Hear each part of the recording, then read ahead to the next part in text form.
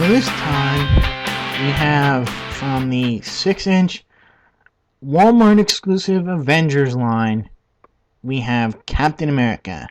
And I've got to thank a good friend and fellow YouTuber, Aetherist69, for being on the lookout for me. I've not seen these guys anywhere. Apparently he's run into some where he lives and was able to, get a set for himself of all the figures and pick up a few figures for me as well. So thank you very much, Aetherist. I owe you. And hopefully maybe I'll be able to find some more of these figures as it gets later and later. But I'm not holding out much hope, so I might have to resort to eBay. So first we're going to take a look at the back of the package here. They do have a write-up there. You can read that. You can see the other figures in the wave. The only one missing is Black Widow. Why? Female character? I guess. Didn't think she would sell. Maybe she'll pop up in a second wave of figures that might include a repackaged Nick Fury from the, I believe it was Captain America movie line a few years ago. And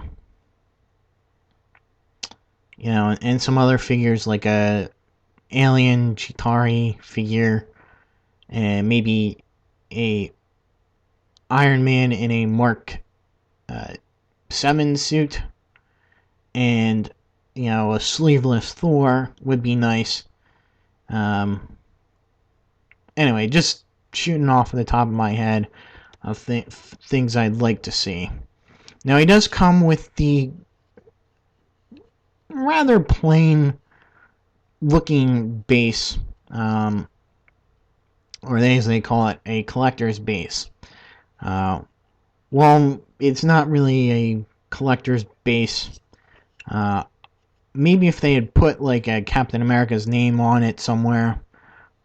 But what I do like about these is that, as you can see from the back of the package here, you can connect them at all these little points here because they're in this hex kind of arrangement where they have these sort of clips, one negative, one positive, and you can clip on the others into the other parts here. So this should be a clue to you that I do have at least 2 of these figures. So you can clip them together like that. You can actually stack them on top of each other, and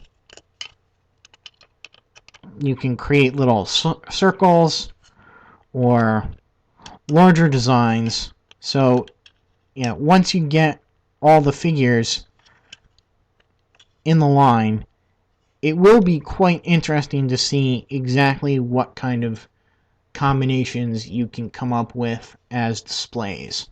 So I am really liking that. It's a neat little thing that, in this day and age, you're not getting too much in regards to bases anymore. And so rather than just have a plain flat base, this is a little something extra. And it is pretty neatly detailed. You got this kind of like radiation symbol on there. And you do have 3 pegs for the figures to put their footholes onto. And so it's fairly versatile. I have to say that, for as cheap as they are, they do a lot of stuff. Getting to the figure itself here, it's very neatly detailed. You can see that the A and the wings are actually sculpted on to the figure instead of just painted on. There's lots of detail and texture in the costume there. I don't think I'm alone in saying that I wasn't too enamored of the updated costume that he wears in the Avengers movie, but this one, the way the figure does it, it's not too bad. It doesn't look too bad, and I did get used to it as the movie went on and on, but I had no trouble with his costume from the previous movie. His own movie. There's details across the arms, the white pieces, the star. They're all pretty well painted. There's not much other than the actual color of the uniform, so there's no shading or whatever done to the figure. Again, pretty much a cost-cutting effort or measure, and we'll be seeing that in a lot of figures. I think that the quality in terms of paint and articulation does seem to suffer in bringing product to the market, and it is kind of unfortunate, but I guess that's what the price of plastic does to the toy industry. And so for accessories, well, he's got one, and it's his shield. I do have a bit of a problem to the shield. I think it is just a bit too small. I'm not going to compare it to some of the other shields, but just looking at it, it looks a little bit small. If we're just a little bit bigger, I think it would be, pretty neat. Having said that, I do like the way they've done this this time around. They've given him these extra long straps here instead of having a clip or like a peg system, which they've done in the past with Cap figures. They've done his shield like that. They have these very long straps here, which you can shorten or lengthen depending upon how you want him posed. If you want to put it over his back and so he can carry the shield on his back, you can lengthen them, and you can see that they have these little notches here to stop the shield from falling off his back. But you can shorten them up like they have to get it really tight across his arm so that he can wield it in battle. And I like that they've set this into the shield. Maybe if they would paint this a little bit with some silver, it might have been a little bit better. But again, that seems to be another cost-cutting measure. Again, like I said, it is, I think, a little bit small. If you notice in the scenes that I remember from the movie, he'll wield it and it will cover a lot more than this one does it relative to his body. So that is kind of unfortunate, but it's not too big of a deal. So getting into articulation, he's actually pretty well articulated. His head goes left and right, up and down, pretty far.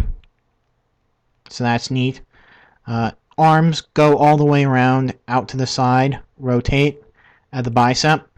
Got a double elbow joint there. And he rotates at the glove here. And that's it. No wrist articulation at all. That's another cost-cutting measure I think they've taken. You can see that his upper torso does move left and right, forward and back, and well as side to side, and that gives all his torso movement. There's no waist joint there. You can see the belt here is kind of freestanding, but is glued in. Well, no, I guess it is freestanding. I thought it was glued, but I find mine does kind of creep up on you as you pose them around, so you might have to fiddle with it. Now for his legs do go forward and back and out to the side. He rotates at the upper thigh. He's got double knee joints, and his ankles do go forward and back and have the ankle pivot, which is really nice. He does kind of suffer from a little bit of cost cutting in terms of paint and the wrist articulation, but he's a fairly good figure. I'm really pleased to have gotten him. I must again thank Aetherius69 for looking out for me. Oh yeah, one more thing I should say. He has a tendency to move his legs at the same time. So, like, you push him up like that, the other leg will follow. And I don't know why that is. You can move them separately, but again, that looks to me to just be some sort of weird thing. I guess the way the hip joint is put together. So I guess that'll be it for the Wal-Mart exclusive Avengers Captain America 6-inch figure. Stay tuned for the other figure that I got from Aetherius69 shortly. And until then, I'll see ya.